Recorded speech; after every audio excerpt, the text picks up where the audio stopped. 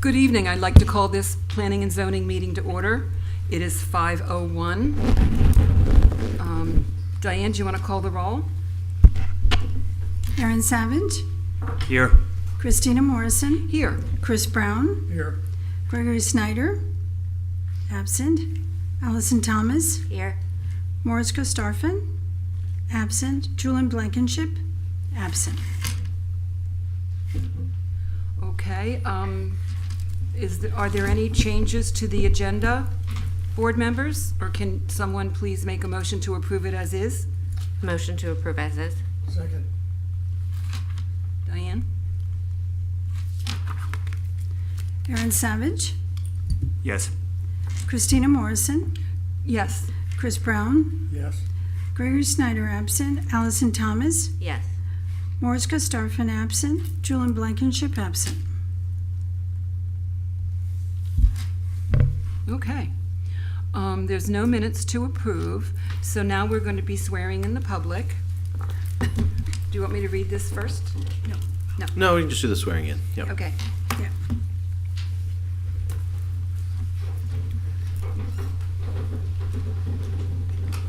Please raise your right hand. By the authority vested in me, the notary of the state of Florida, do you swear or affirm the testimony you're about to give is the truth, the whole truth, and nothing but the truth?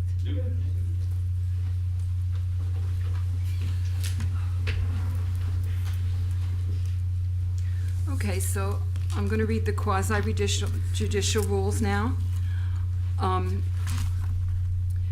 This hearing shall be conducted in accordance with the City of Delray Beach quasi-judicial rules. The applicant and the city shall be permitted to present their cases. The public shall be allowed to speak for 3 minutes each, or a maximum of 6 minutes if the person represents an organization of group of people who are present but agree not to speak. The City Commission, board members, staff, and the applicant may be allowed to cross-examine a witness. The city or the applicant will be allowed to offer rebuttal testimony. The decision to approve or deny an application or appeal may not legally be made upon personal views as to whether a project is a good project or not, nor may a decision be based on the number of citizens who support or oppose a particular project. The law requires that all decisions must be made on the basis of whether the project meets the requirements of law, the comprehensive plan, and the land development regulations. I don't have to read the rest of this, right? I don't have to read it? Yeah, okay. Thank you. So now we'll go to agenda item 1, a presentation on the bicycle pedestrian master plan. Chair, we actually have comments from the public on non-agenda I am items so first. sorry. Are there anybody from the public want to speak on an item that isn't on the agenda tonight? Seeing none. How about now a presentation, okay, of the bicycle pedestrian master plan? Thank you, Mr. Attorney. Good evening. We have a presentation this evening on the bicycle pedestrian master plan that the city has been working on for the past 2 years. It analyzes the current network and makes recommendations for the future. And we have Mr. Vikas Jain from TY Lin International here to present the results of their analysis. And then we have, excuse me, Jason Kaufman from Public Works and myself that can answer any questions as well about the implementation of the plan recommendations.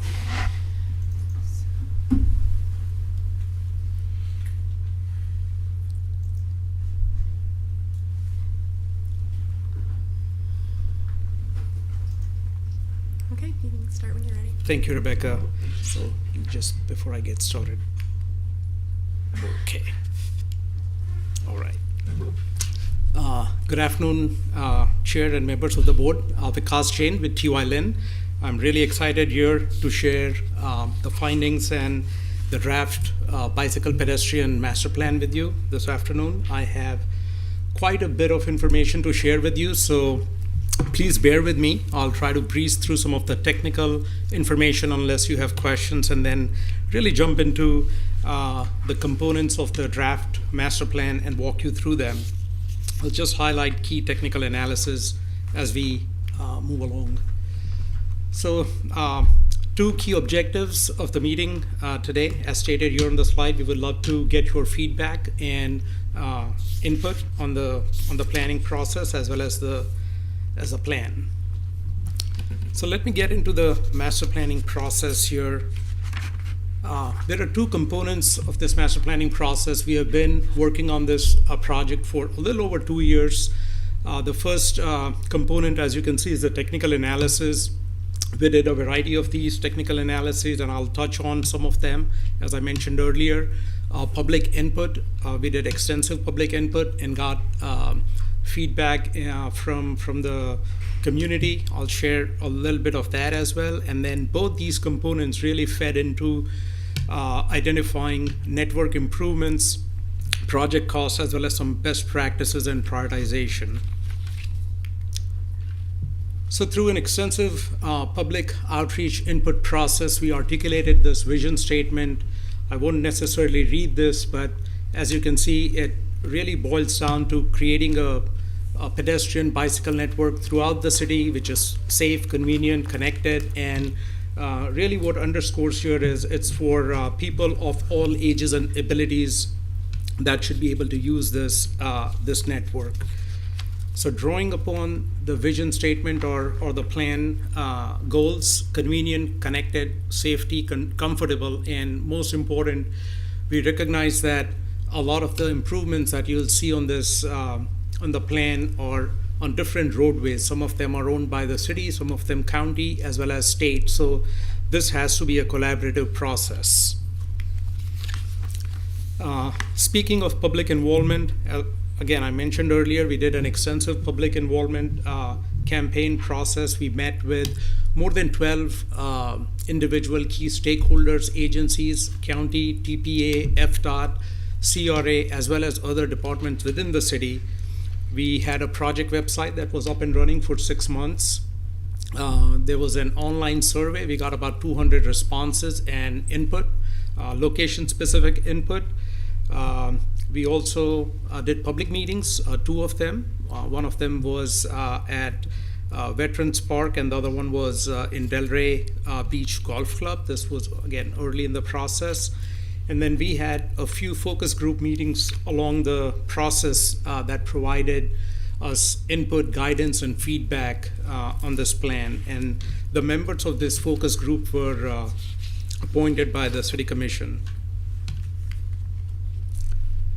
So getting into technical analysis, I'll touch on 3 items here. We did a bicycle pedestrian demand analysis. This was to understand the propensity of bike and ped demand within the city. We used a number of socioeconomic land use demographic characteristics that are shown here on the slide. Did some GIS analysis. GIS stands for Geographic Information Systems. We did the analysis, and on the next slide, you'll see the type of output we got. So really the red and the orange areas here show areas of high demand. So there's more propensity, there's more bike ped trip generators and attractors in these areas. And the green ones are relatively low demand, low to medium demand. So this was one of the inputs, and I'll touch more on this as we go along. We also did bicycle and pedestrian suitability analysis. This is really understanding the level of traffic stress on the network. Really LTS1, which is a level of stress 1 through 4, that's the gradation. The lower the number, the better it is. And our intent would be to create a low stress network throughout the city. The input that goes into doing this analysis, and I should mention this is a very objective data-driven analysis, so you need to have the data that's listed here, number of traffic lanes, speed, on-street parking, it's there or not there, type of bicycle facility.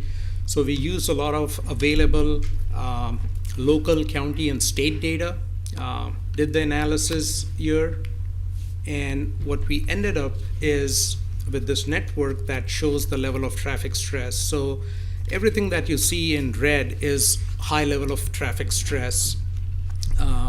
As you can see, principal and minor arterials have LTS4.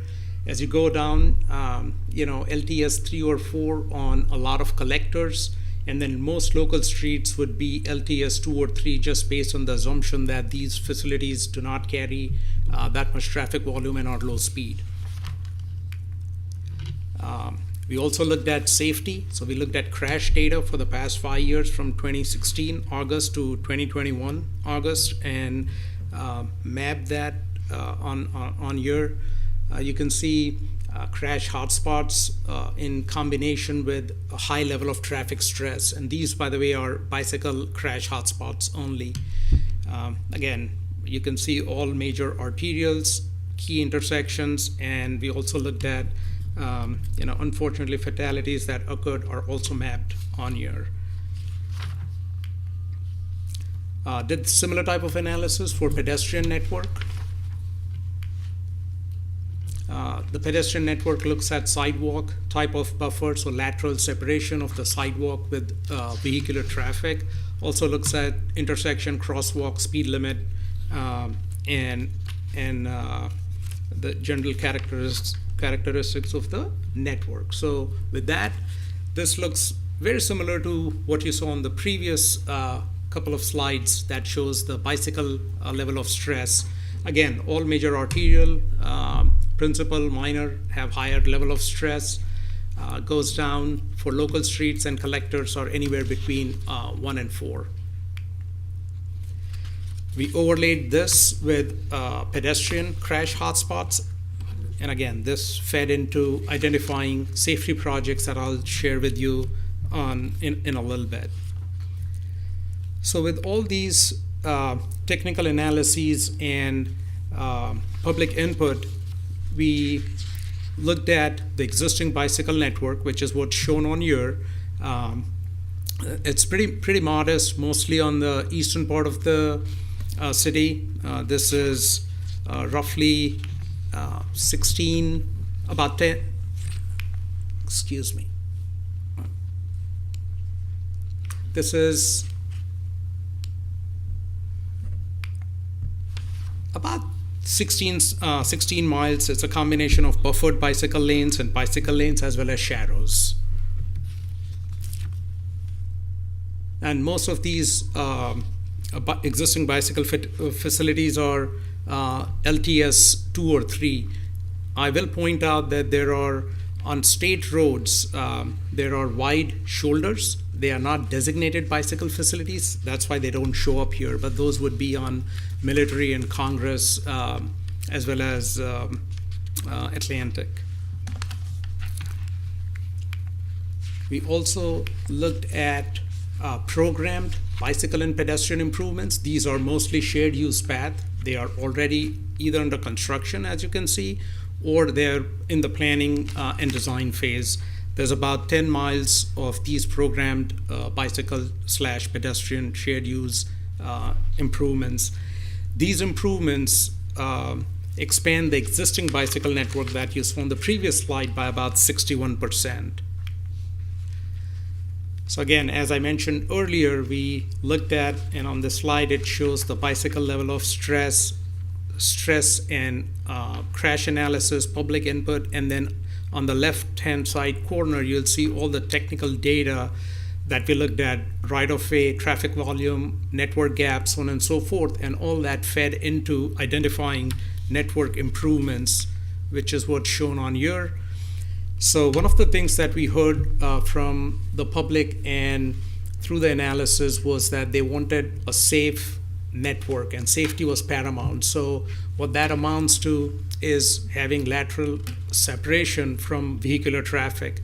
As you can see, we were able to look at and identify network improvements, which were separated bicycle lanes, which is physical separation, buffered bicycle lanes, as well as bicycle lanes and shared use path. We also identified a roadway reconfiguration study. This would be on Atlantic from A1A all the way to 12th. And E4 Canal Greenway was also identified, and that was not necessarily based in data, but that was, we were being more opportunistic in responding to the public input we got, and that seemed like a good project. This total network is about 52.5 miles and extends and expands the existing and programmed network almost doubles it, about 199% increase. By the way, there's also on this previous, I want to mention, there's also in your agenda packet tables. So the maps that you see have a map ID on each of these links. If you look at these are cross-referenced with the tables that identify each segment, the extents, and what type of improvement is being proposed. So there's a table as well as a map to communicate that. We looked at bicycle and pedestrian safety projects. I won't dwell on these. Most of these are not on city streets, but something that the city can coordinate with the county and state as they move forward. I may have missed the pedestrian network.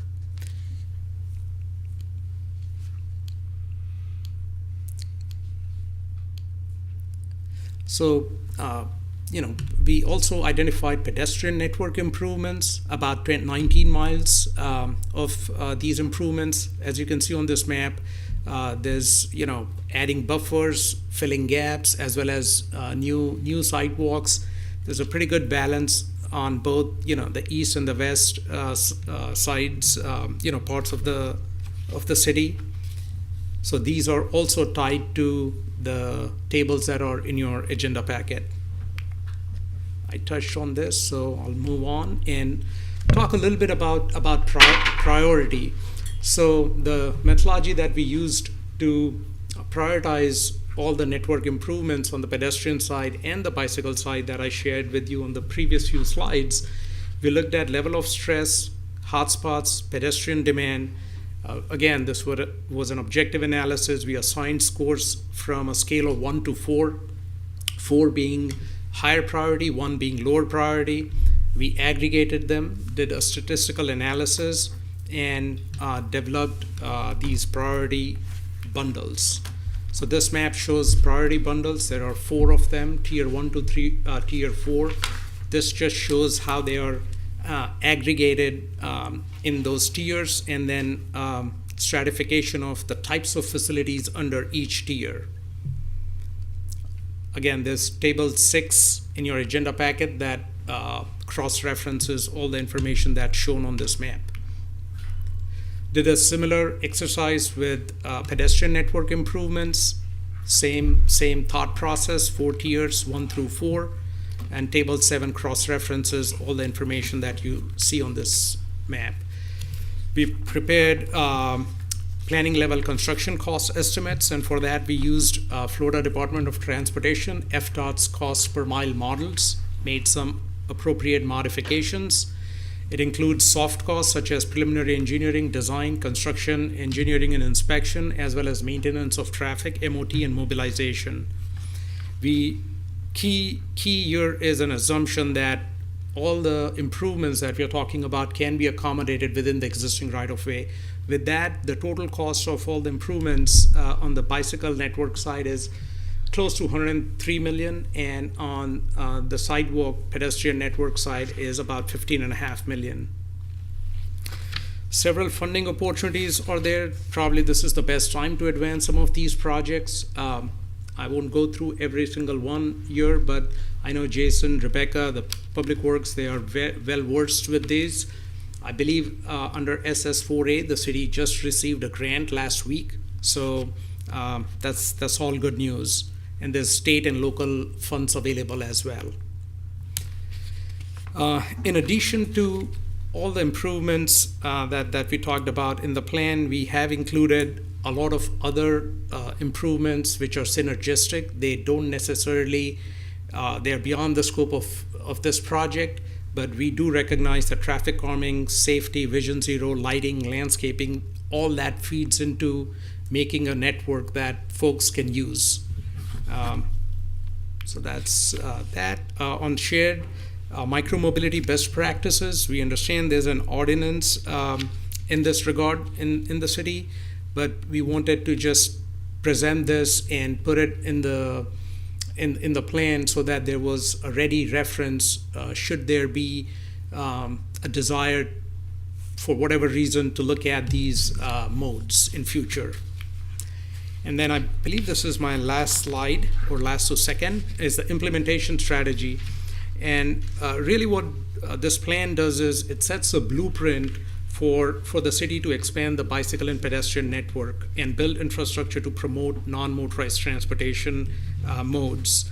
The city can leverage this plan to get more grants, both local, state, federal level, to implement it, to further investigate and study some of the components, and then again use this, leverage it to coordinate with the county as well as state to incorporate some of these improvements on their projects. With that, our next steps are to get your feedback, incorporate that into the planning process, as well as present this to the city commission at the next workshop, and it will culminate with us documenting all these processes and improvements in a final report and submitting it to the city. Thank you.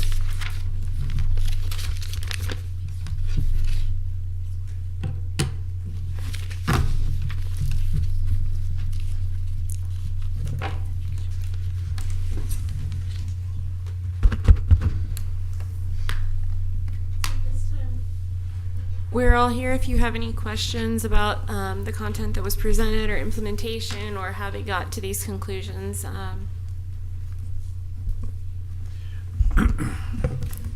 Are you going to make the presentation also, or not? No, just T.Y. Lin. Okay, gotcha. Okay, board, do I ask for public comment on this? It doesn't say. No, it's just a presentation. So Okay, if you have any, it's a non-action item as well. So any questions or feedback would be the extent of the conversation. Okay. Mr. Brown? Thank you. It was a very good presentation, and I'm a strong believer in pedestrian and bicycle mobility. And I have a question for Rebecca.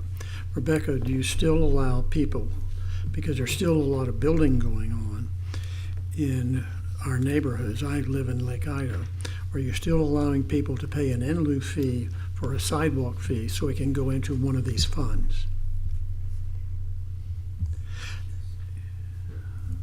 Yes.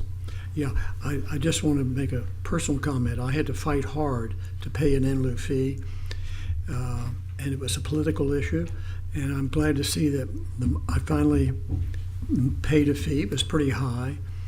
I think the fee is a little high because it discourages builders from actually, they prefer almost, it's cheaper to build a sidewalk than it is to put it in the fund. I think I would recommend have you look at that fee. It's over $50 a linear foot for a sidewalk.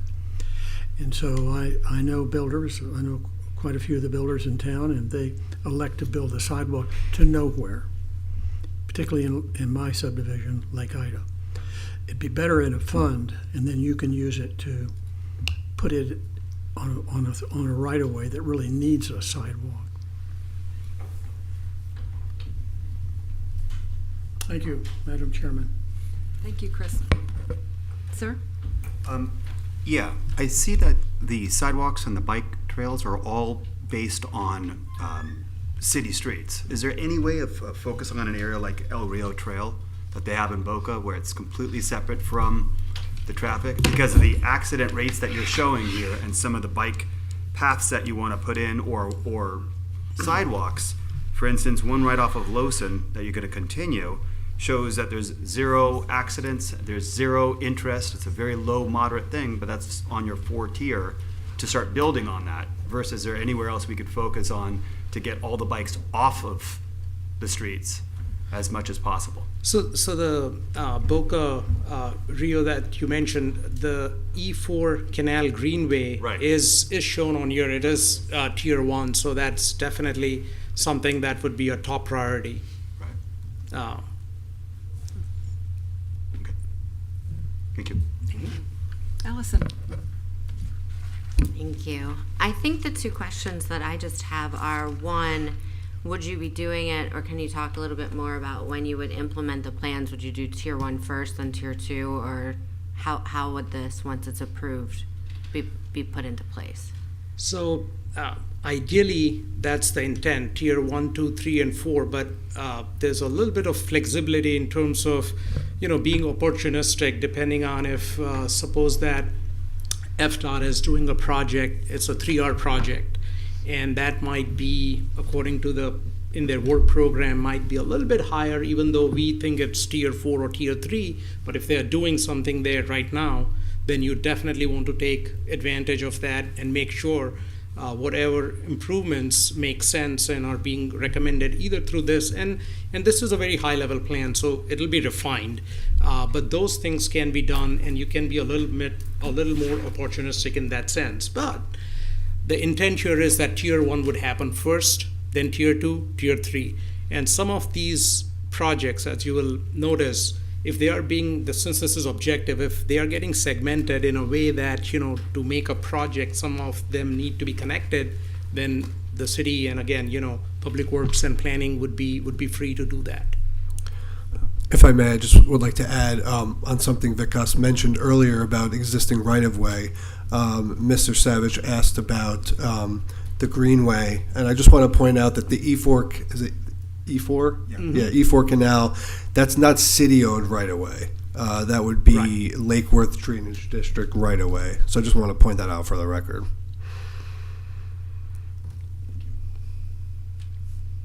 And I think that's it for me. Thank you. Okay, do you have anything to put in, Morris? No, I was trying to follow along on YouTube as I was getting here.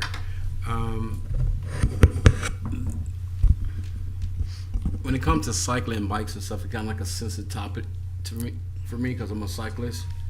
And when I hear anything to do to try to improve the safety or bring more awareness to anything when it comes to educating the public about cycling, or just creating a place where cyclists can go and feel safe, because it's just a big thing here in South Florida, and let's just face it, you get more and more cyclists. The pandemic, I think, exposed a lot of that too. When the pandemic, everyone wanted to get out on their bikes everywhere, but it wasn't necessarily always safe. And to do that, so this project here, hopefully, will continue to improve and bring spaces where people can go and be safe and cycling.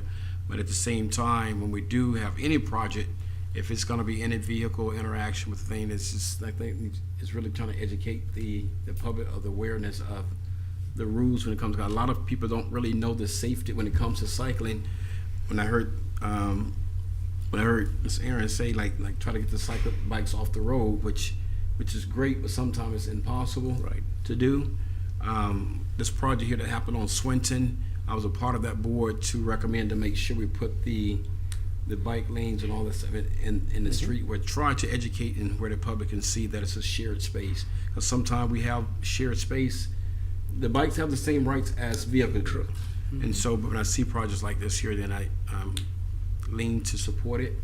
And hopefully we just continue to do anything to improve and bring cycling safety to a level of safety. So, yeah, that's all I have on that. Okay. I have some questions. So first of all, I want to applaud the city on what's been done on South 10th Street.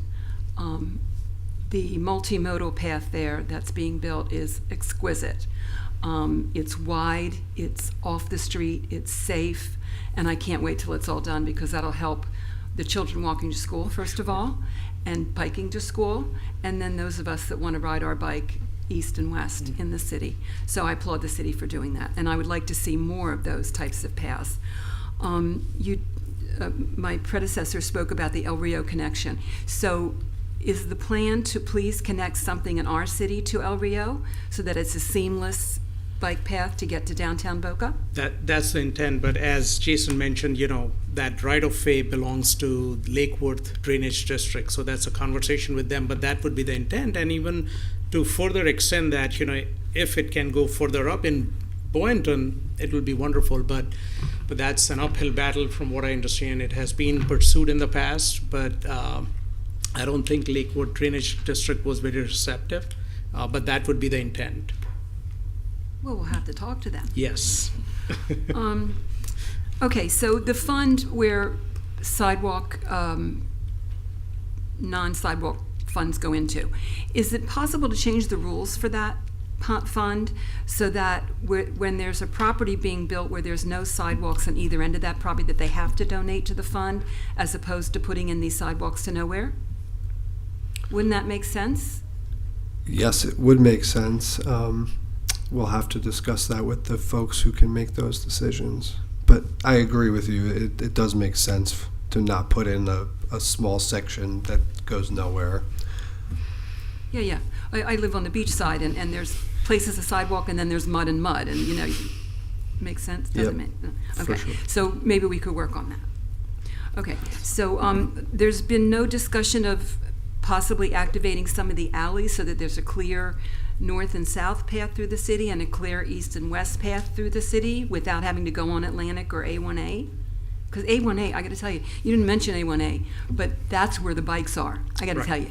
And it's dangerous. It's really dangerous. So is it possible to use some of the alleys to create a north-south and an east-west safe passage? I believe so, and on this slide, I didn't touch on that, but there is a stated goal, the city has a stated goal to include permeable pavement and decorative lighting, wherever it's possible, so for sure.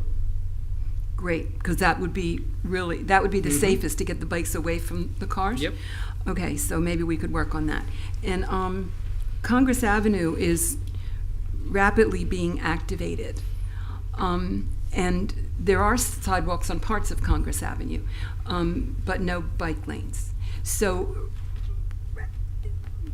with the development of Congress Avenue, shouldn't it be thought that those improvements should be added to all development plans being submitted?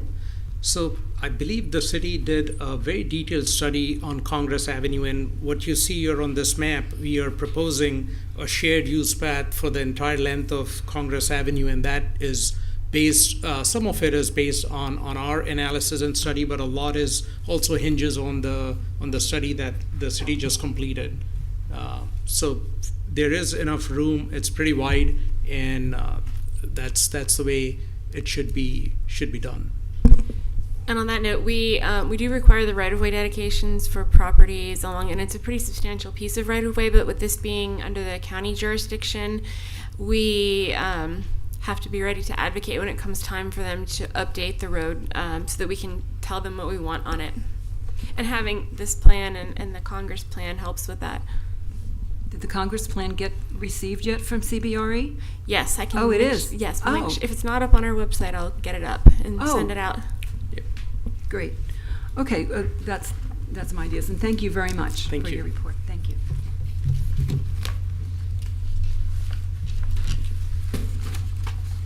So we have the next agenda item, which is quasi-judicial hearing, Southwest 11th Street right-of-way abandonment.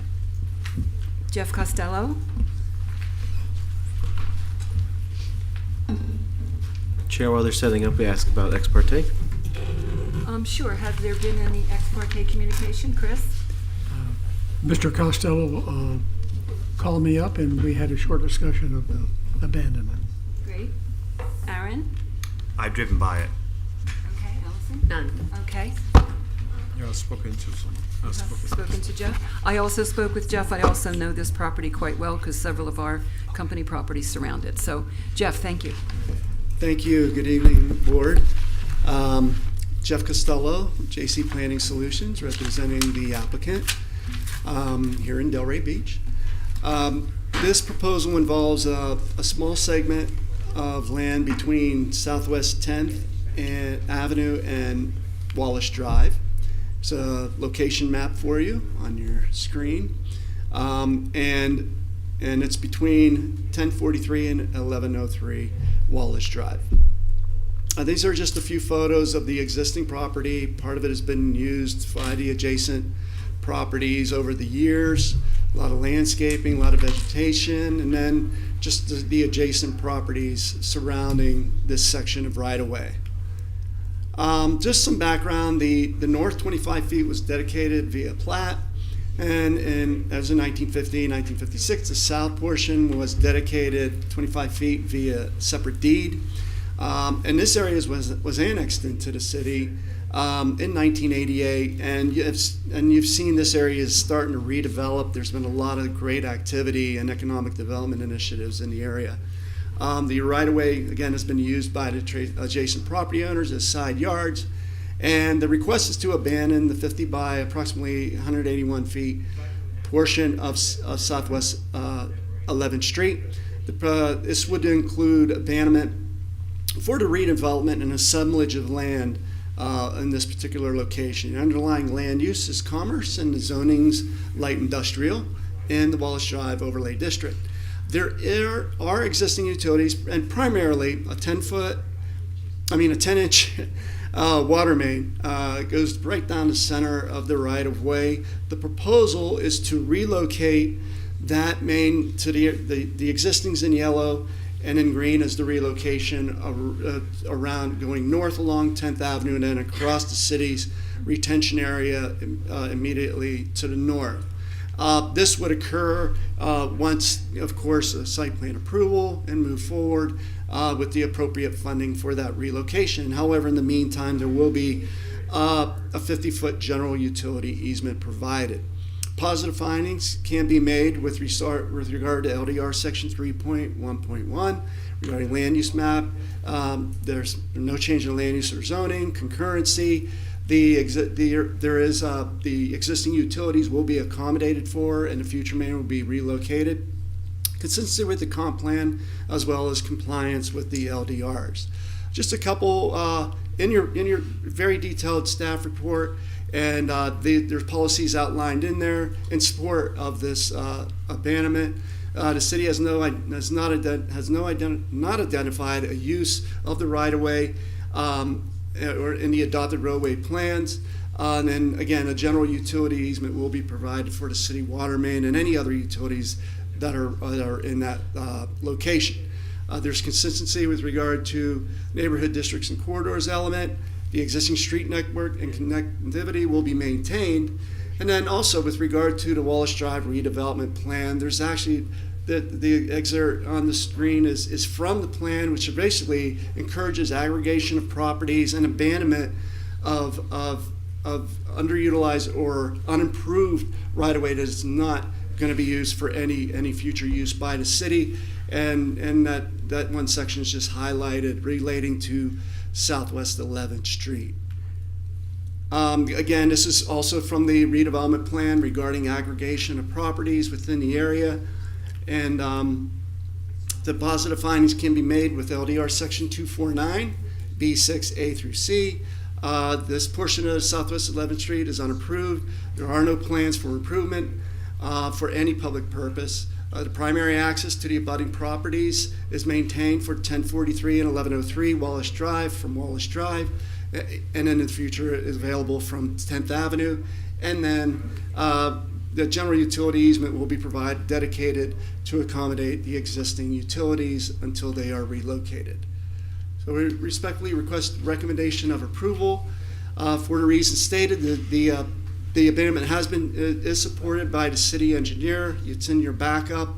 Again, and for the reasons stated, respectfully request approval, or recommendation of approval. Thank you. City?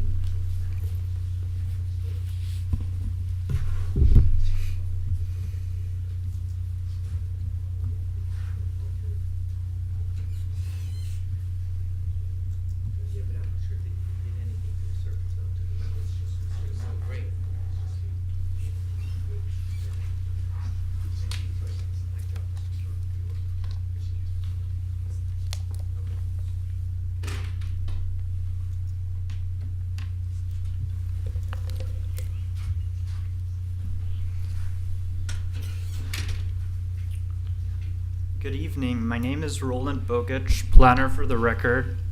I would like to enter file number 2023-182 into the record.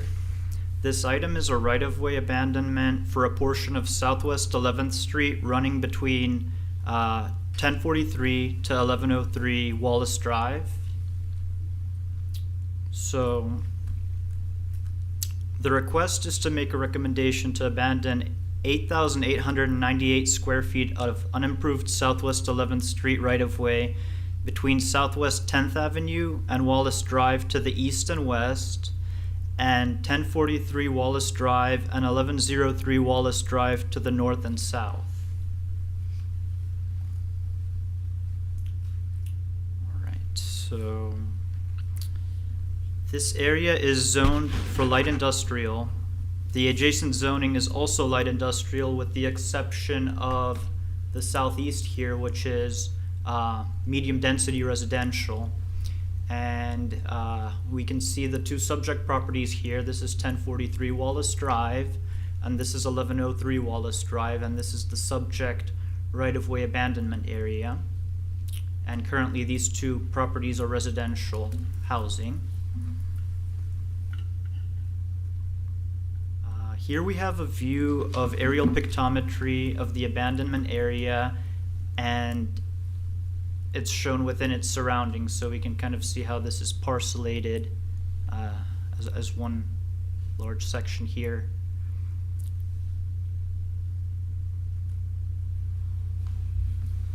Here we have perspectives facing to the north and south from the center of the right-of-way abandonment area, similar to what Mr. Costello showed in his presentation. And a portion of the right-of-way will be returned to 1043 Wallace Drive, and a portion will be returned to 1103 Wallace Drive. And these are the two portions in question, the north one half of 11th Street, Southwest 11th Street, and the south one half of Southwest 11th Street.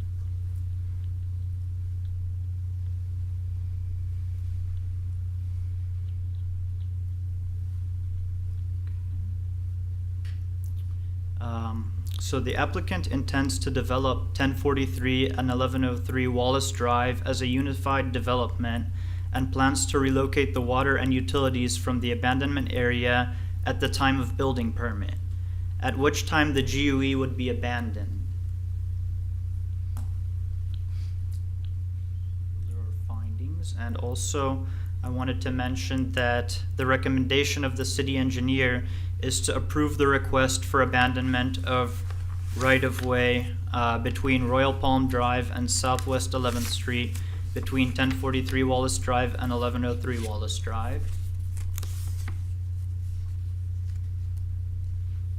Here we have LDR section 2.4.9B5, which describes the conditions required for the right-of-way abandonment to take place. Point D is important to emphasize in this scenario since a GUE is to take place within the right-of-way.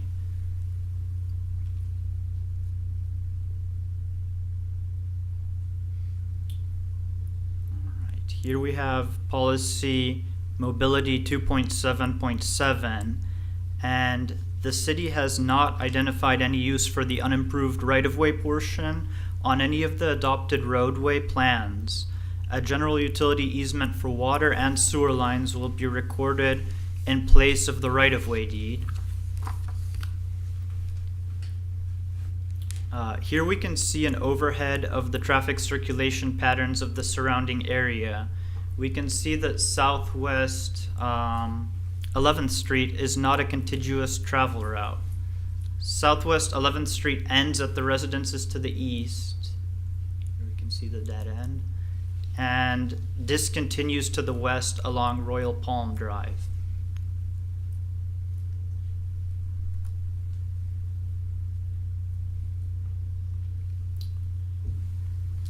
All right, here we have neighborhoods, districts, and corridors 2.2.1, and this proposed abandonment area does not necessarily serve any of the functions provided in NDC 2.1.1 of the Always Delray Comprehensive Plan. And circling back to this overhead, we can see that the current traffic pattern is not being impacted by the right-of-way segment. So you can basically traverse around, and the right-of-way is not necessary for traffic.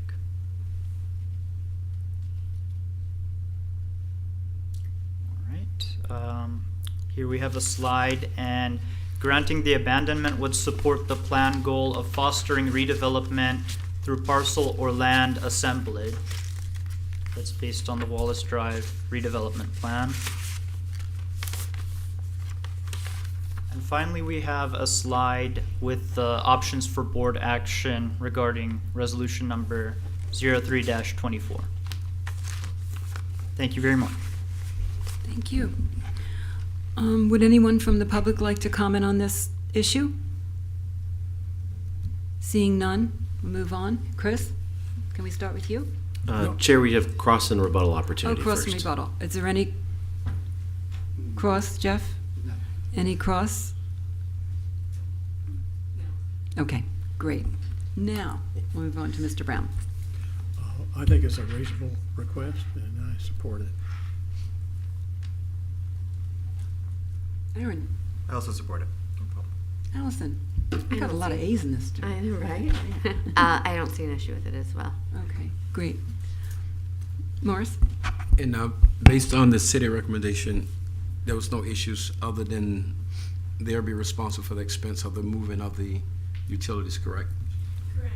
Okay. And we did kind of have some internal discussion about the abandonment in general, because as you can see, it is an awkward intersection there. So we do support the maintenance of the grid system, but that has already been degraded a lot in that neighborhood anyway. So we didn't really have any problems with it either way, as long as they're providing that GUE. Okay, thank you. That's all I have. Okay, just a couple of questions. The city, after Atlantic Crossing had made this edict that we're not going to take any more city streets and da-da-da. So this one is an exception to that, is that correct? So it's returning the right of use that the city has to the property owners in accordance with the plan goals to allow property assemblage. So other than that GUE at this present time, we don't really have that identified need for it. So staff doesn't make recommendations anymore, but there's enough in the findings that we would Support it. support. Well, we don't support. Oh, but, that's right, okay. But we That you don't have a problem with We it. don't have an.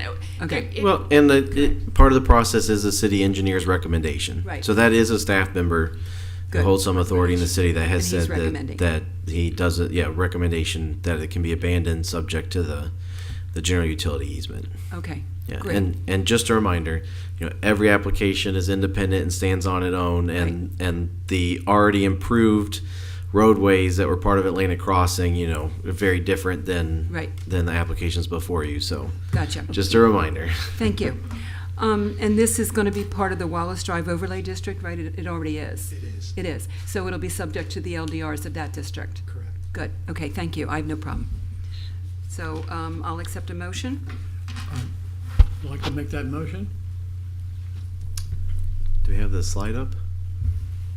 Oh, the screen went black. It's in the on There it the is. slide. Pick one, Chris. Can you read that from here, Mr. Brown? No, I can't. Would you like to read it for me? I would love to, but I'm not allowed to make motions. Okay. Would you like me to move? Go ahead. Okay.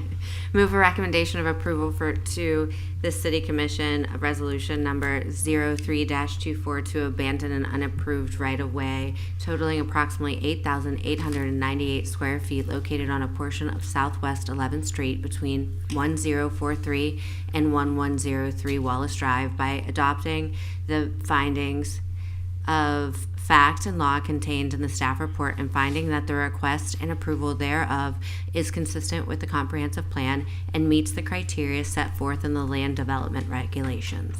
Do Thank you. you want a second, please? Second. Second, Morris? Okay, thank you. Any more discussion? Call the question. Aaron Savage, Yes. Christina Morrison, Yes. Chris Brown, Yes. Gregory Snyder absent, Allison Thomas, Yes. Morris Costarfin, Yes. Julian Blankenship absent. Thank you, board. Thanks to staff and happy you. holidays. You everyone. too, thank you.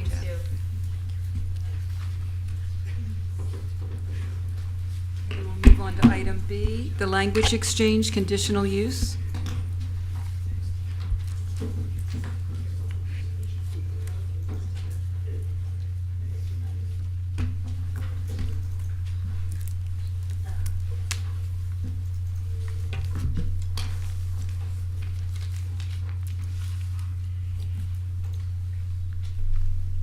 Chair, before they begin, can we ask for ex parte, Chair? Any ex parte communication, Chris? No. No. No. Allison? No. No? Okay, me neither, thank you. Other than I know the property very well, thank you.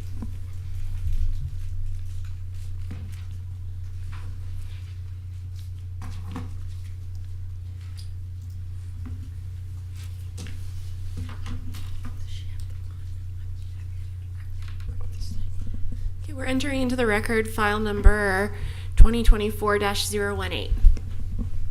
We have the applicant's agent here, Christina Malenke. Hi, good evening. It's a pleasure to be here before you this evening. Again, Christina Belinky for the record. My address is 14 Southeast 4th Street in Boca Raton, and I am very happy to be here this evening representing the Language Exchange and their conditional use application. So just to give you an overview of the property, this is located just on the east side of Federal Highway. It's towards the southern end of the city, south of Linton Boulevard. It's in an area that has a lot of auto-oriented uses. I used to actually live in the area right behind it. There's the neighborhood Walmart plaza there, furniture store, and then the actual property is highlighted in the yellow box there. It has a number of different uses as well, mostly service uses. There are different estheticians, hair salon, beauty salon, and fronting Federal Highway is Tim Finnegan's, which is very popular, especially around the month of March. So we are proposing to utilize the tenant space that's in the red box. It's about 3,215 square feet fronting Federal Highway. And again, this plaza has been, it was developed about 40 years ago. And with most of the service uses, there's quite a lot of ample parking in the area. It does have the general commercial future land use designation, planned commercial zoning district, and so it is suitable for a wide variety of commercial uses. So what we're proposing through the conditional use application is an adult education facility that is focused on teaching the English language. And I'll get into that in a little bit. But this is the view from Federal Highway that shows the proposed building. Again, you see Tim Finnegan's Irish Pub right there next to it. And again, our conditional use is specifically for an adult educational institution that teaches the English language. The category in the planned commercial zoning district for conditional uses is for a private school or similar educational facility. And so, when you're, actually, let me tell you a little bit first about what the language exchange is, give you a little bit of background. So the language exchange has been teaching English for over 40 years. It is a program that's geared to adults. They do make some exceptions for those individuals 16 to 18, but it is targeted to teach adults the English language, focusing on reading, writing, listening, and speaking. I know with different languages, I, might understand something I hear, but if I go to speak it, there's no chance that anything comprehensible is coming out. So they focus on the full package to really ensure that the individuals that are coming to this school leave with the knowledge and the confidence to speak English, understand English, read, write, and really it's intended so that they can seek meaningful employment and better their situations. The program is fully accredited through the U.S. Customs and Immigration Services. Many of their students have what is called an I-20. It's an international immigration paper form that allows them to pursue educational programming in the United States. And they were operating mostly virtual classes over the last few years. They opened their office spaces in this tenant space, but now they're actually being forced through U.S. Customs and Immigration Services to open in-person classes again. And I just learned earlier today, actually, that there has been some activity within the building, and so it's my understanding that those classes for a certain select number of students have been required to start, but it's the intent that, full programming on campus or in this tenant space would start in January. Typically, they offer 2 sessions, Monday through Thursday, a morning session from 9 to 1:30 p.m., and an evening session from 6 p.m. to 10:30. And so this allows students that, are working, whether they're working, a regular 9 to 5 or have a differing work schedule to, again, better themselves, be able to seek meaningful employment, in the area. So we do have some required findings for a conditional use application, and pursuant to LDR section 2.4.6A5, the conditional use shall not have a significantly detrimental effect on the stability of the neighborhood within which it is located, or hinder development or redevelopment of nearby properties. And so just kind of running through some of these, the proposed use, again, is to be accommodated within a just over 3,000 square foot building on a property that has a lot of both daytime and evening uses. So they do have a mix of commercial uses already existing with activity well into the evening hours. The maximum in-person enrollment is limited to 100 students. That's not going to be 100 students, at any one time on campus. That's going to be split, again, between the daytime and evening classes. And then, if even that is a little bit of a stretch. So if they do get those enrollment numbers, they would offer an afternoon class in there to further break it up.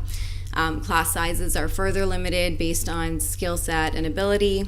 So those that are just starting to learn the English language might be in one class, whereas those that are a little bit more skilled would be in another. Again, it's located on a main commercial corridor with a variety of office, service, commercial, and auto-oriented uses. And it's really distinguishable from other private school uses. And this is something that I went back and forth with city staff for quite some time on when this client first approached me. Because the conditional use process, specifically for private schools and similar educational facilities, is really geared towards, those educational uses that are going to have more impacts, those with children, where they're going to have, drop off and pick up lines, bus routes, circulation needed throughout the site, outdoor spaces needed throughout the site.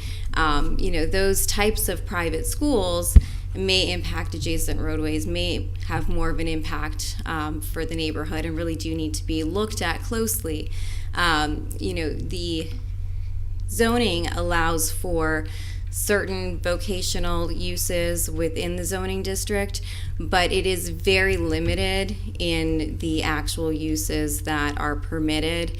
And the code language gets very specific. So unfortunately, although I tried to make the argument that language is an art, we did not fit into the art specific school use category. So it is very different. And, within private schools, the definition, we'd have to adhere to LDR section 4.3.3 H for private schools. And the criteria there, it's all noted in the staff report, but it talks about the required floor area per child, loading areas for pickup and drop off of children, outdoor play areas, transportation vehicles for private schools that use, buses essentially. So, the requirement for a conditional use really and for private schools is really geared to children, and so we are distinguishable on a number of levels there.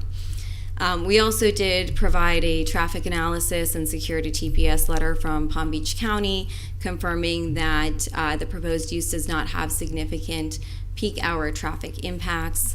There is also an existing right turn lane that goes into the site to help facilitate those turns into the property. And there's ample parking available for the existing and this proposed use. I think even with this proposed use, there's an excess of about 40 spaces on site. All right, and then getting into compliance with the Always Delray Comprehensive Plan. I've been in front of this board and others a number of times, and there's always different code criteria and comprehensive plan policies that, we can kind of tweak to fit into a given situation. But in the staff report especially, and in the justification, there are a few that really point to this proposed use and encouraging similar uses. So, we have the general neighborhood districts and corridors elements that, again, encourage a complementary mix of land uses, uses that meet the daily needs of residents. So this is something, obviously, that is a little bit different, that is needed. And that's kind of to the second point as well, to accommodate a wide variety of commercial uses. But then you get into the educational elements.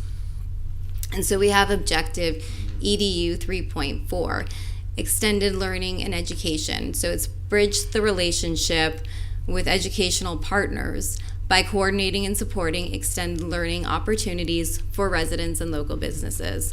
So I thought that was really key to what we're proposing to do here. Policy EDU 3.4.2, again, coordinating with educational partners to develop and implement programs that provide adult education and workforce training for Delray Beach residents.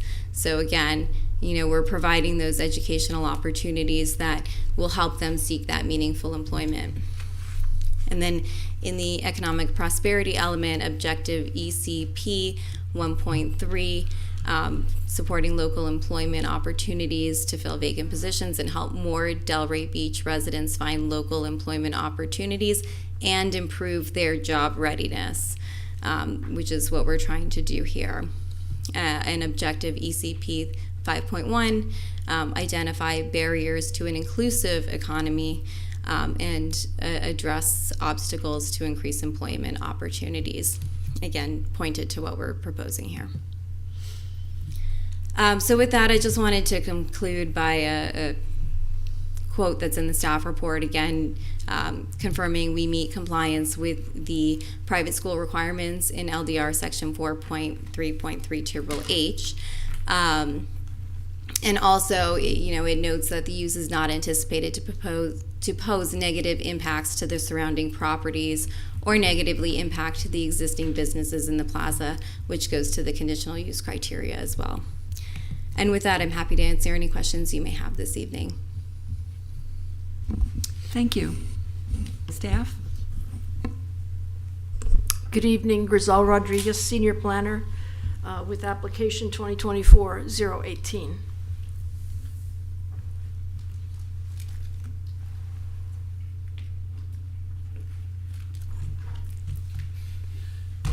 Technical difficulties. This is not my strong suit.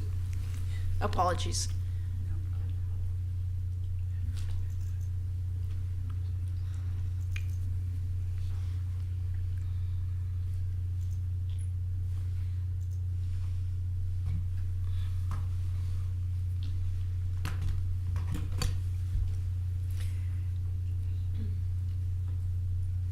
The property is located off 2925 South Federal Highway. That's the address of the tenant bay within the Dumar Plaza. The land use is general commercial and the zoning is planned commercial. The proposed use is a private school for adult students. The general commercial land use is in red, the underlying land use, and these are the zoning districts which surround the property.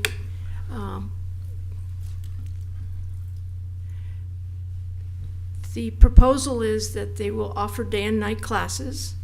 Student parking is provided on the site, and the enrollment will be limited to 100 students at any given time in the program.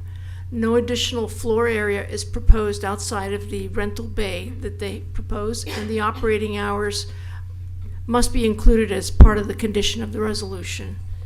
And the applicants already stated their current operating hours, and they may have flexibility, so that will be up to the board perhaps to broaden the hours in that. The intensity meets the parking requirements. The overall plaza has 175 parking spaces. This would bring up the total required parking to 134, which leaves them with an ample surplus for future uses in the plaza. Findings that must be made with respect to a conditional use is that it will not significantly have a detrimental effect upon the stability of the neighborhood within which it's located, and that it will not hinder development or redevelopment of nearby properties. The required findings of 3.1.1 with respect to land use, we're going to talk about them: concurrency, consistency, and compliance with the LDRs. The land use map, the PC district is a preferred district, and it is surrounded in the area.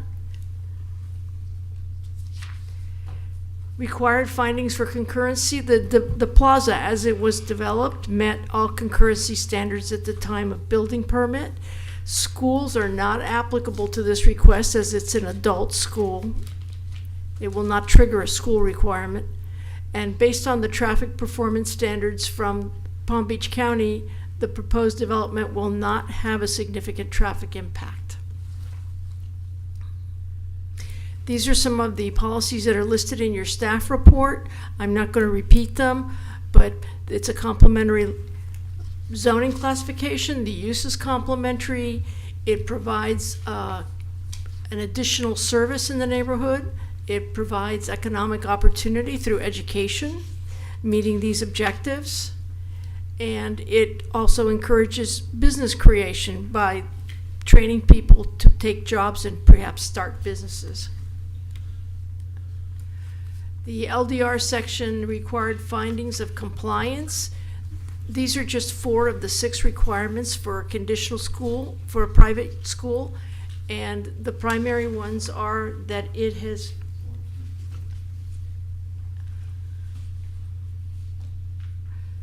that the floor area ratio of the schools overall is 32.15 square feet, but these are adult learners. We don't anticipate that they would have similar space needs for their activities compared to minors in an educational institution. The transportation of vehicles is not required. They will park or take public transportation to the site, so there is no need for that requirement. And all private schools must comply per the conditional use with applicable standards, whether it's ADA or their accreditation standards. This school will be required to establishing the use to meet whatever standards apply to the use at time of permit. And private school facilities, we limit them to 100 students per the LDR, and they have agreed to comply with the maximum enrollment at any given time of 100 students.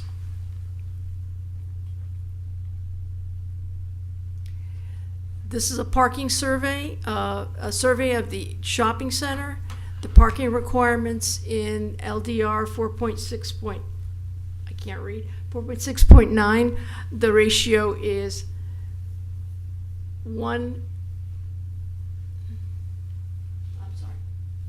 20 total spaces, five students per 1 space at a maximum enrollment.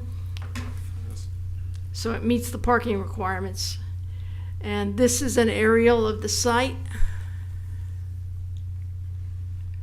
As you can see, the subject site in red is directly adjacent to South Federal Highway. It is in the front end of the plaza. There are multiple family uses in the back to the rear of the plaza. there, and it is surrounded by planned commercial and automotive activity. Again, the request is to hold morning and afternoon sessions, language classes for adult students, not school-age kids, on-site parking provided. There is no proposed additional floor area outside of the tenant bay, and the operator must specify the operating hours as part of their resolution.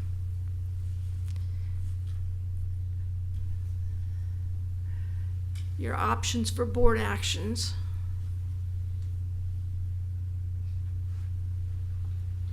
Thank you. Can you leave that up? Of course. Okay, thank you. Any comments from the public on this item? No? I just have a question. They keep stressing that the applicant must specify the operating hours as part of this conditional use. Are they ready to do that?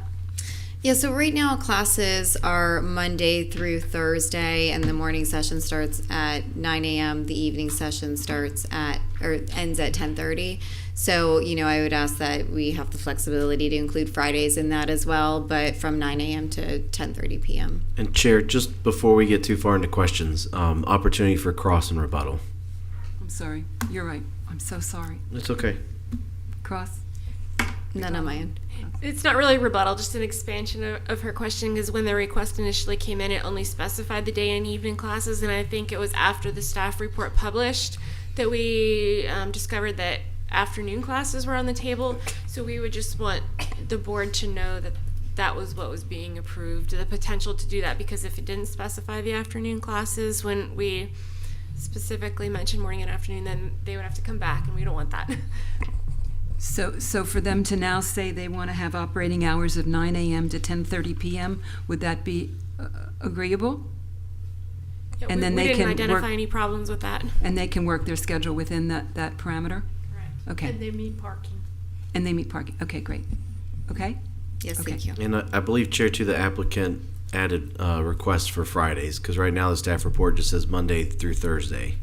Right, so the approval would say Monday through Friday, 9 a.m. to 10:30 p.m. Is that Yes. correct? If the board found that acceptable, yes. And Right. if the board did find that acceptable, it will need to be approval as amended. So all the recommendations would have to add that as a Yeah. condition? Okay, perfect. Thank you. Thank you. Okay. Now, anything from the public? What's in that space now? You have to Okay. come up. And Address? Chair, I believe that this individual arrived after the swearing in, so she'll also need to be sworn in. Sure. Come on up. Sure.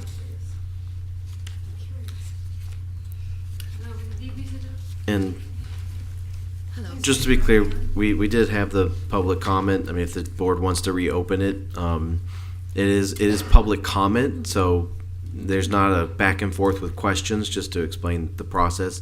But if you have something you want to add and the board's willing to reopen public comment, that's fine. I'm so sorry. Is You're the okay. board willing to reopen public comment for this resident? Is that okay? Okay. All right. And now Diane, please. We'll hear him. Please raise your right hand. By the authority vested in me, the notary of the state of Florida, do you swear or affirm the testimony you're about to give is the truth, the whole truth, and nothing but the truth?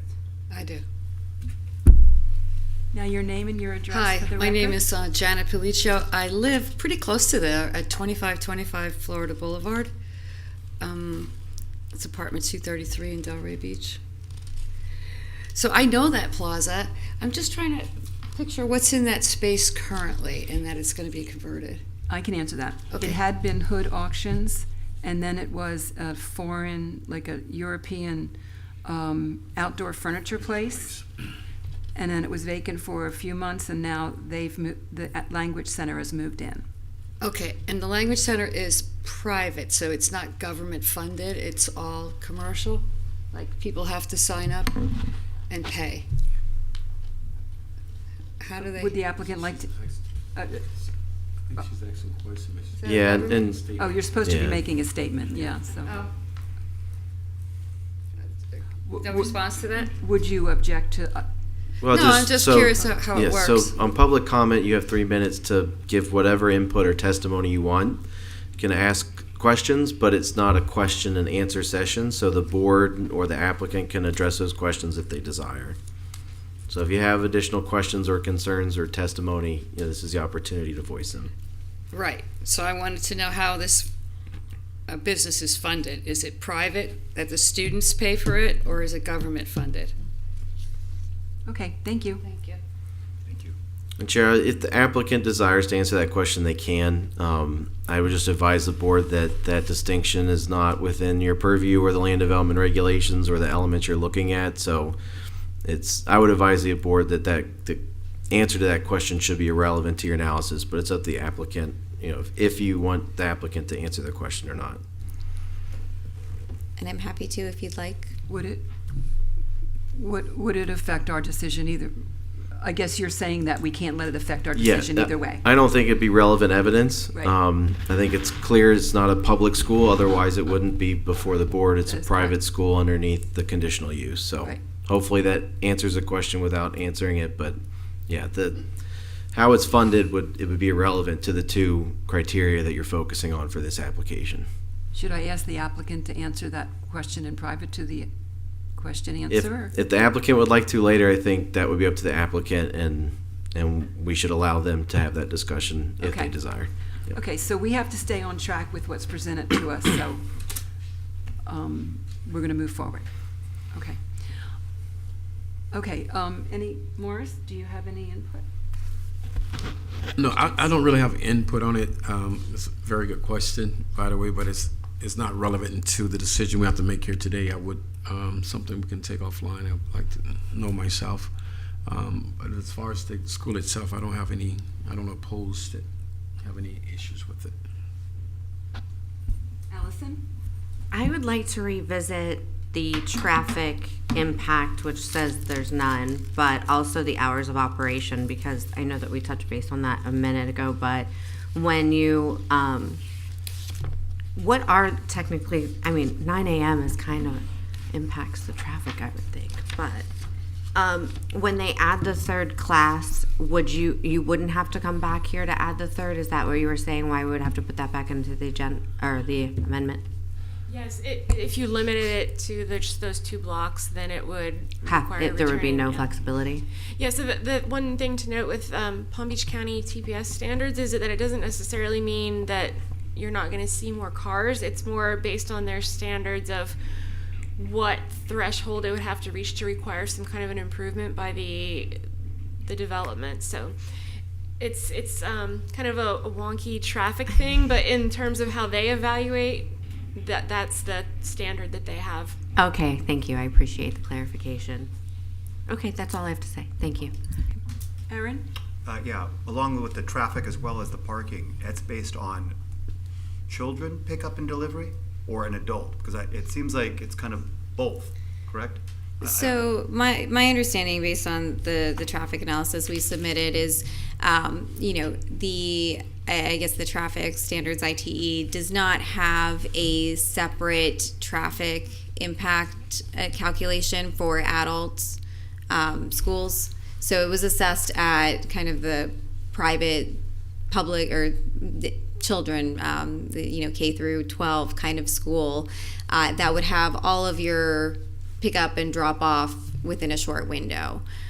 So your AM peak hour trips contemplates all 50 students arriving at the same time, where in reality with this adult education facility, we understand most, probably a majority of our adult learners will be coming through public transportation. They'll be arriving on the bus. Federal Highway is perfect for that.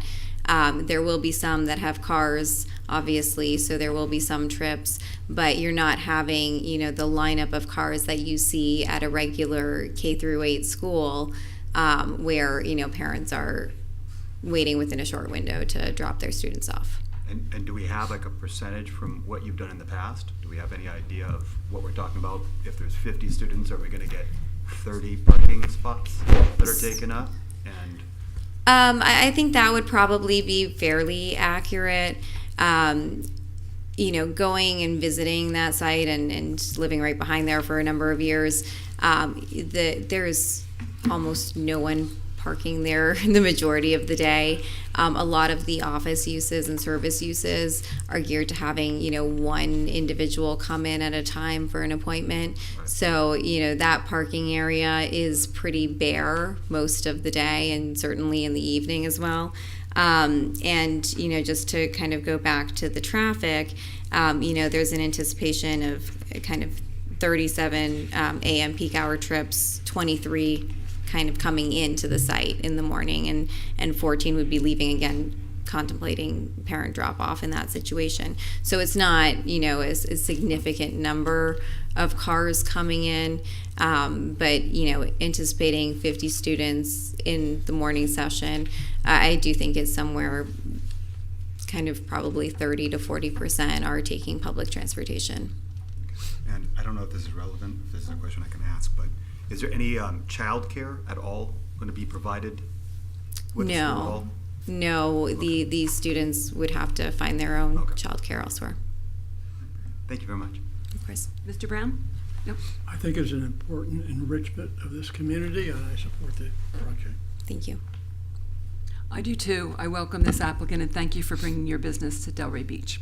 Just want to caution them. Those of us that live in Tropic Isle or have lived in Tropic Isle, between the hours of 4 and 6, Federal Highway backs up all the way from Linton, almost all the way to Lindell. So, and this property's smack in the middle of that. So they may want to rethink when they want to start their classes around 6. But I know the TPS states differently, but those of us that live here, I used to live on Florida Boulevard for a long time, so I completely understand. And I'm sure the lady at 2525 knows what I'm talking about. Absolutely. Okay. So, would the board like to present a motion? There's one up on the board. There's 3 up on the board, actually.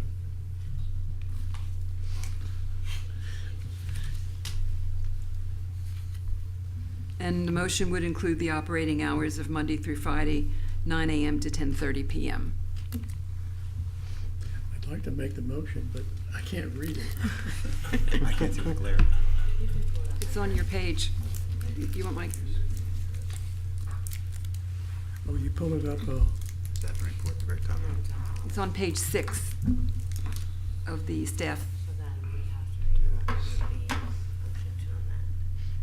So in the in the staff report, if you'd like to make a motion, as Ms. Morrison discussed, I would recommend reading option A under board actions, and then when you get to the end, just say as amended, and list those operational hours and operational days as desired.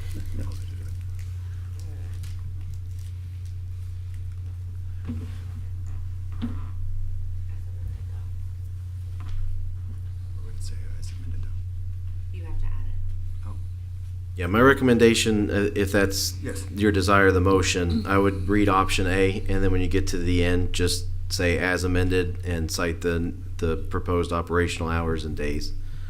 From Monday through Friday, 9 to 10:30 p.m. Right, 9 a.m. to 10:30. I move to recommend approval of the City Commission Resolution Number 15-24, conditional use request to allow the Language Exchange, a private school, to operate at 2925 South Federal Highway, finding that the request is consistent with the land development regulation and the comprehensive plan as amended, Monday through Friday, 9 a.m. to 10:30 p.m. Is there a second? Brilliant. Just a second. Well spoken. Thank you. Is there a second? Is there a second? Second. Chris Brown, thank you. Any discussion? Okay. Diane? Aaron Savage, Yes. Christina Morrison, Yes. Chris Brown, Yes. Gregory Snyder absent, Allison Thomas, Yes. Morris Kostarfin, Yes. Julian Blankenship absent. Thank you very much for your time this evening. I appreciate you. it. Happy holidays. Me too.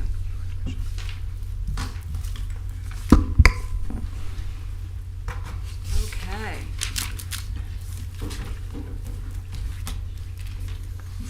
Item C, Puppy Palms, conditional use.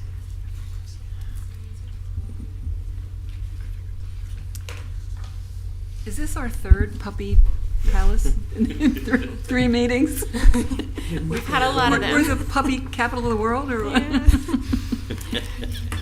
What do you think, Mike? Are we the puppy capital of the world? It's a big business. It is. It is.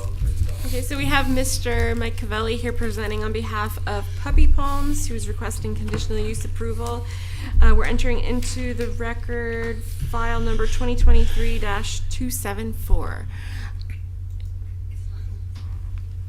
You good? Okay. Mike Cavelli, Cavelli Design Associates, 1209 South Swinton Avenue.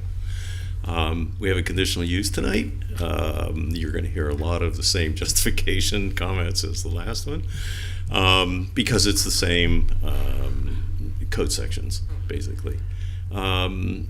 Property is located in the South Delray Shopping Center. This is actually the next center south of the one you just heard. This is in a bay that is facing Avenue L, so it's not necessarily in the heavily traveled area of the shopping center. The main anchor in this center is Walmart Grocery. And this is a site plan that shows you which bay it is down on Avenue L, and there's a photograph of which windows in terms of the bay will be utilized. So a request for conditional use, this is going to be proposed use as pet grooming and the sale of pet grooming supplies. All animal services are subject to conditional use per code. Animal services are permitted in the PC zoning, and the use is consistent with objectives and policies of the comprehensive plan. A little bit about the use, it's pet grooming and the sale of pet grooming supplies. It's going to be by appointment only. It will be same day drop-off pickup, and that's either the owner of the animal can drop off and pick it up, or they'll have a service to drop off and pick it up. And I think that's important because the next item is that there are no overnight boarding. So if someone is late and can't get their dog or cat or whatever, they actually can deliver it to them at home. So there will be no overnight boarding. And there is no expansion of any of the outdoor use areas. Hours proposed in this is Monday through Saturday, which is at 9 a.m. to 6 p.m. These are less than what the permitted hours are within the code. There are two sections for findings that must be made. The first one is section 2.4.6A5 that has two items that says the commission must make findings that will not significantly have a significant detrimental effect on the stability of the neighborhood which it's located, and the next one is it won't hinder development or redevelopment nearby properties. The first item that says will not have a significantly detrimental effect on the stability of the neighborhood within the area. This is, the subject bay is 1,750 square feet, and it is internal to an established shopping center. There are no external improvements. And so the impact of this small bay is minimal. There's a car dealer to the southwest, and a vacant piece of property directly south across Avenue L. There's a mobile gas station to the west and multifamily residential to the east. So the property is fairly well developed, and being in a shopping center that has been long established, that has, I think it's 92,000, almost 700 square feet. This is a very small impact in terms of the portion of that within that already established center. So positive findings can be made for that. Will not hinder development or redevelopment of nearby properties. Again, it's a very small bay, and part of an overall established center. So it will not hinder the development or redevelopment of anything in that area. Next section is section 3.1.1. There are four sections for the required finding. It's a land use map, concurrency, consistency, and compliance with the LDRs. This is a little excerpt of the land use map and the zoning maps. The land use on the left is GC, and the zoning on the right is PC. PC is a preferred zoning district under the GC land use designation, so positive findings can be made for the land use map compliance. In concurrency, there's traffic, schools, water, sewer, solid waste, and drainage. This is an established center, so all of those impacts are absorbed in that shopping center calculation. ITE in terms of traffic looks at the center as a blended shopping center rate of a mix of uses, and this is one of those uses that is permitted within that. It's taking a vacant bay and putting this use in, so there's really no net increase in traffic as created for the overall center. And the next thing is consistency, which is regards to objectives and policies of the comprehensive plan. These items are all spelled out in your staff report. There's many of them that are very applicable to this. I'm not going to read every one of these, but I will summarize them here, where it basically provides a service for the residents in the area. It adds to the diversity of the commercial uses in the area. It provides for a potential job creation, and there's no increase in scale or intensity because it's internal to an established commercial center. With regards to compliance to LDRs, section 4.3.3W, the staff report in Appendix A has a very detailed summary of it. The first item is hours of operation, which permits you to have 7 days a week from 7 a.m. to 8 p.m.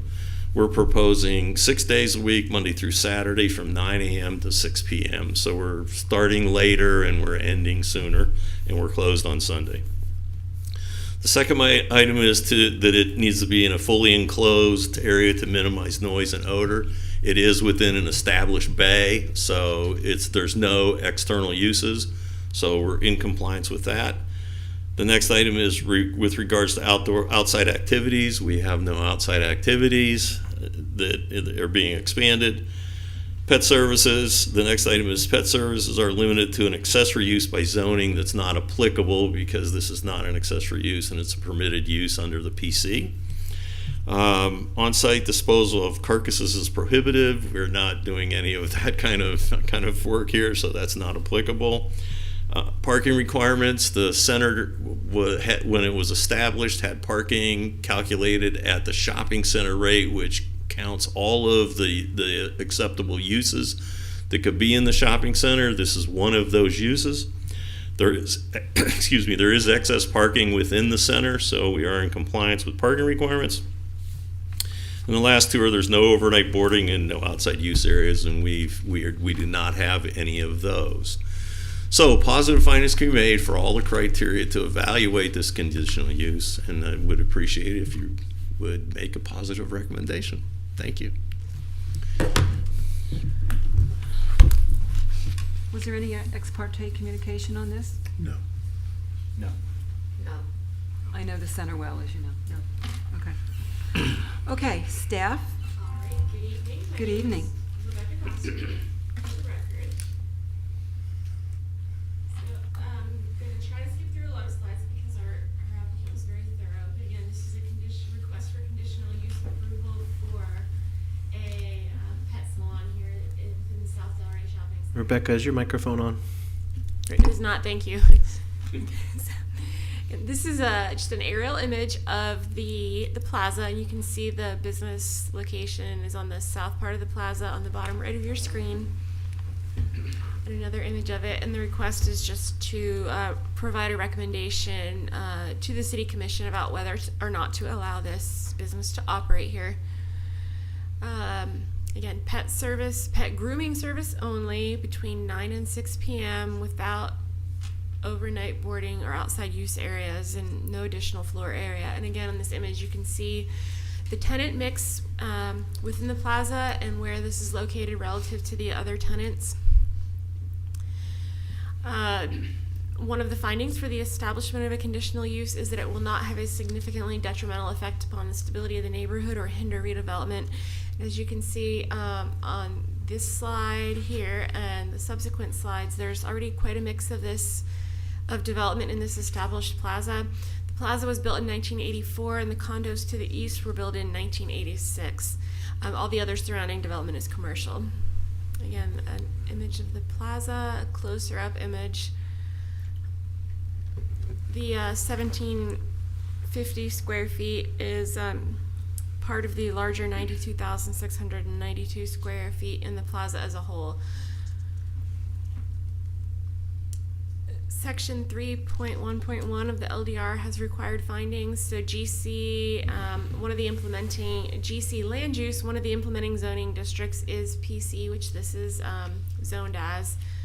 And PC allows the establishment of conditional use through this process, or establishment of pet services through the conditional use process. There's findings related to concurrency. All of these water, sewer, solid waste, and drainage have been previously evaluated as part of the plaza development in 1984. And as our applicant explained very thoroughly, the plaza has a trip generation rate for the whole plaza, so this is a small portion of it, which was contemplated in the calculations that were done. We have a few policies about consistency with the comp plan, and we try to support local businesses and job creation in the small business environment. And the GC land use is exactly for this type of use for neighborhood serving businesses.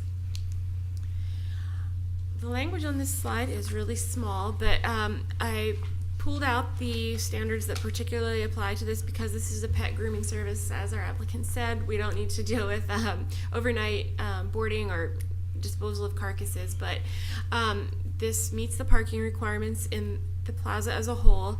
There are no outdoor activities proposed, and the information on the walls and the fire-rated doors is provided as well. And again, they're going to operate between 9 and 6 p.m. Monday through Saturday. So you have your options for board action to recommend approval with conditions, or to deny the request. So we are both available for questions if you have any. Okay, any rebuttal or? Chair, we'll do public comment first. Oh. Really? Oh, I thought, okay. Is there anybody from the public that would like to speak on this issue? Seeing none? Now rebuttal and, yeah. Yes, Chair. I didn't think so. Okay. To the board. Morris? No, I don't. The only thing you said it's going to be a pickup and drop off, and there's no overnight, no one to stand. So, is there a limit on how many people can be there at one given time to drop off? Is it based on scheduling? Everything is done by appointment, so that they can control the flow of that, because they only have so many grooming stations and so many wash stations. So every appointment will be stretched out, so they don't have like 3 or 4 people get there all at the same time. Right, so do you know, would you have the knowledge of how many grooming stations actually? I believe there's going to be 3 grooming stations within this. So at any given time, 3 people should be dropping off. Yeah, so it's not a big space. Okay. Do you know what was there prior to, Seth? I believe it was a Progressive insurance agency. Okay. Okay. It's next to the printer. Yes. Okay. Thank you. That's all I have. Thank you. I'm very excited. We have another groomer coming into the area. Choices. Yes, choices. Well, and I have friends that, thankfully we have a very pet-friendly, amazing city. And the groomers that are in place now are very busy. Yeah. And so some of my friends are driving out of town to get their dogs groomed. And so that breaks my heart. So I'm excited for this project. And I also like where it's positioned in the plaza, because I think with some of the questions that could happen of the drop-offs, it's on a non-busy area of the plaza, so I think it's going to work out well. Yep. Thank you. Aaron? I have a question. We've seen a couple of the pet groomings, and the question that keeps coming up is when they take the dogs outside to do their business, that's not something that is against the rules or the laws or anything like that. There's nothing extra that they have to do to assure that it's being cleaned up or picked up properly. They don't have to have a dog station, if you will, or a dog area. They just literally find a grass area and do their business. That there are no specific regulations. So the actual regulations, they would, unless you're getting the conditional use approval, To use an outdoor area, it would just be outdoor walks by use of a leash. So like in an example, if the dog needs to do their business. So if you have anything that you would want to put on it for conditioning, the treatment of waste, or if our applicant can provide additional info on whether they plan to take the dogs outside, that may be helpful for your consideration. Yeah, you can. Obviously, the plan is not to take them outside. You know, supposedly the owner takes care of that, or they take care of that before they bring the dog there. The choice, as was stated, in terms of the location in the center, makes this at least where this is the less traveled part of the center. To the east is some very large areas because it actually ends up being the rear of the center. So if a dog had to be taken out to do his business, it could be done, and obviously it would be cleaned up and taken care of. So, but the intent is that because if it's a drop-off pickup and it's scheduled, that, you know, a responsible owner would make sure they walk the dog before they bring them, and hopefully we don't have to deal with that a lot. And there'll be no like clipping of the nails or anything like that? Like no anesthesia of any sort? No, To put them no. in? It's just pure fluffing and buffing and washing. Very good. Okay, very good. Thank you. Yes. Thank you. Mr. Brown? Well, I like puppies. Are you running for office? You want to? And I'm sorry that Mr. Covelli didn't bring his puppy. But I'm in favor of the project. Great, thank you. Your applicant's not here, I take it. You know, I don't know what happened. I tried to get a hold of them all day today. So I hope everything's fine. Yeah. I want to thank them for bringing their business to Delray Beach, because Allison is exactly right. They picked a great area because Tropic Isle has loads of pets. So they are in a great area for this business. They actually live in Boca, and they researched We'll forgive all them the for that. areas. They researched all the areas in the area, and they really took the time to find the right space. And the orientation of this space is perfect for what they wanted, and so they really wanted to be in Delray. Good. And it's a local business, not a chain or a No, franchise? just a Local private business. Great. Well, thank you for that extra color. I appreciate that. Okay, if there's nothing else, I'll look for a motion. Move to recommend approval to the City Commission of a conditional use request for Puppy Palms as set forth in the resolution number 10-24 to allow a pet grooming service at the property located at 155 Avenue L, finding that the request is consistent with the land development regulations and the comprehensive plan. A second. And Morris seconded. Okay, Diane? Aaron Savage, Yes. Christina Morrison. Yes. Chris Brown, Yes. Gregory Snyder absent, Allison Thomas, Yes. Morris Christopherson, Yes. Julian Blankenship absent.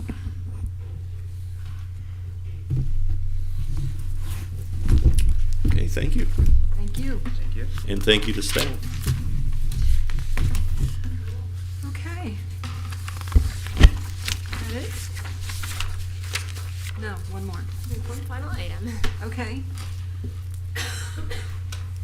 All right, so this item 9A, I'm reading into the record file number 2024-040. It's an LDR text amendment to extend the parking exemption that is currently available within the West Atlantic Neighborhood Subdistrict of the Central Business District. Currently, this exemption is set to sunset on December 31st, 2023, and we're asking that it be extended through December 31st, 2026. So this parking exemption is available for existing commercial buildings that change their use, or for outdoor use areas in existing buildings. So they would be exempt from providing additional on-site parking. And this tool was initially adopted as an incentive for businesses. Number one, it keeps the scale of buildings. If you don't feel like you're obliged to tear it down and then add more parking, if you can park with what you have there on site. But this map here shows the subject area. The green is all the West Atlantic Neighborhood Subdistrict, and that blue area is a portion of the West Settlers Historic District, and that black outline is the area where this exemption is available. It does not extend to the area to the east of the black line simply because Atlanta Grove is an already developed parcel, and so rather than it serving as an incentive for existing buildings, it just wasn't necessarily applicable there. So again, 2017 is when this exemption was initially adopted, and it was just for the change in use. But in 2020, the private amendment extended the sunset date to 2023 and expanded it to include the outdoor buildings. And again, so we're here today to extend to 2026 again. The logic behind this ordinance when it was initially adopted through much community outreach was that we have a lot of public parking that's available and on-street parking. This is a map from the parking management plan that was in place at the time the amendment was adopted. So as you can see, the pink lines are on-street parking, and then we have the different city lots, which I'll show you. So these tables show you there's a number of fairly close or adjacent in the neighborhood on-street public parking and off-street public parking. This color-coded map again shows the data that was in the tables previously. We have quite a few non-CRA lots, which are the yellow, and then we have the CRA parking lots, which are purple. And again, I'm sorry, my legend is a little funky there. So, harkening back to the previous map, we do have a lot of the on-street parking spaces within the neighborhood. We have a number of policies within the comp plan about utilizing district-wide solutions and providing incentives to keep historic structures. So it does help to exempt these existing properties from making business decisions that would require a change in the building. So it helps to keep the physical form of the neighborhood a little bit more intact. We went to the Historic Preservation Board on December 6th. If you'll recall, it was on the agenda last month, but we decided to delay bringing it to you all so that we could go to Historic Preservation Board. And they voted to recommend approval. It went to the Downtown Development Authority on the 11th, and it'll go to the Parking Management Advisory Board between first and second reading at Commission, which are going January 4th and February 6th. So if you have any questions, I'll be glad to answer them.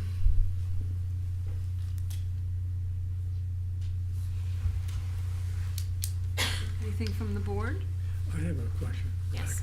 So you think with the public parking, particularly the county parking garage, the CRA parking, there's a surplus of parking? There You is. live on the surplus of parking for a while? We have. So we haven't had significant redevelopment in the West Atlantic that would suck it up. So at this point, we feel like that the analysis that was provided when it was initially adopted is still valid for making sure that we have enough parking. Yeah, I agree with you. If you add parking, higher parking standards, then you're going to even discourage Chris, can you turn on your redevelopment mic? even further. Chris, could you turn on your mic? He just has to stand closer. He's on. Oh, stand closer? Diane can't hear. Thank you. I think it's a good idea. Perfect. I think this relieving the burden of parking is good, and you won't have redevelopment if you add more parking burden. Just won't happen. Aaron? I'm fine with that. Thank you. Allison? I'm fine with it, okay. Morris? What was that extension? I'm sorry. The request was. Okay, let me go to the slide. December 31st, 2026. 2026. 3 more years. I think the logic behind doing the sunset dates was that it would allow the city to reevaluate if we did get a development boom between now and 2026, rather than just leaving it as an open-ended exemption. But as you can see, we've extended it twice, and so as long as it seems like there's the need for it and we have the sufficient public parking, then we can keep it going. So in the case of a development of something happening within that time frame, how would that work? Would it have any impact on what that development could take place based on this waiver extension? No, so anyone that would want to come in would be able to. It would just be for those existing buildings that decided to change the use. Like right now, we've had, say, if somebody wanted to turn like an office into a restaurant, then they would have a pretty high either in lieu rate or number of spaces that they would have to provide. So this one just allows them to park it, say, at the office rate rather than having to park at the restaurant rate. And there is a surplus of the public parking that makes that possible, I think, for the near future, at least through 2026, but perhaps longer. Okay. Thank you. I'm nothing. The date kind of sticks out as 3 more years. We're not seeing that West Atlantic's going to be developed anytime soon. Is that why it's so far away? I think it just gave us a hard and fast date where we would have to evaluate to make sure that the public parking available was still sufficient to give the exemption from adding. So if, I think it was just a purposeful reevaluation period. Okay. Thank you. So from us, you want a recommendation? A recommendation to the City Commission. I'll advance to that slide. And Rebecca, this went to Historic Planning Board? It went to the Historic Preservation Board on December 6th, and they recommended approval. DDA hasn't weighed in, right? They did not, but they received the information. They did. Okay. Okay. Anybody want to make a motion? Recommend approval to the City Commission of ordinance number 0424, amending the land development regulation section 4.4.1312, minimum number of off-street parking spaces to extend the parking exemption for existing commercial buildings that undergo a change of use, and for the existing commercial buildings with outdoor use areas from providing additional on-site parking for the properties within the West Atlantic Neighborhood Subdistrict through December 31st, 2026, by finding that the amendment and approval therefore is consistent with the comprehensive plan and meets the criteria set forth in land development regulations. I second the motion. Thank you, Aaron. Okay. Any more discussion? Okay, Diane? Aaron Savage, Yes. Christina Morrison, Yes. Chris Brown, Yes. Gregory Snyder absent, Allison Thomas, Yes. Morris Christopherson, No. Julian Blankenship absent. Okay, so that's 4-1. Yes. Okay. Over to staff and Mr. Attorney. Rebecca, you ready? Only comments at our next meetings are January 22nd, moved from the third Thursday because of Martin Luther King Day. And our next meeting is January 22nd. Happy holidays to all of you. You too. And do we have the schedule for 2024 yet? Yes. That's been signed off. We'll make sure we email it out to all Could of you. you? That'd be great. Thank you. And the time is going to be consistent. Going to be 5. We're going to go from 5 to 6. It's going to strictly be 5, correct? 5 o'clock. Days at Yes. 5, right.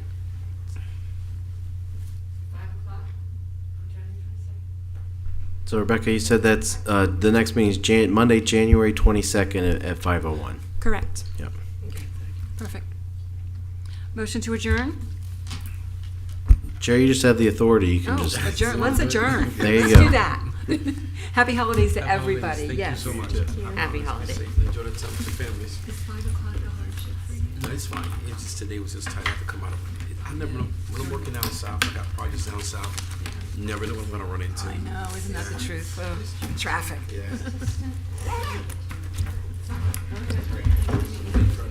Yeah. There we go. Oh, no. Oh, no.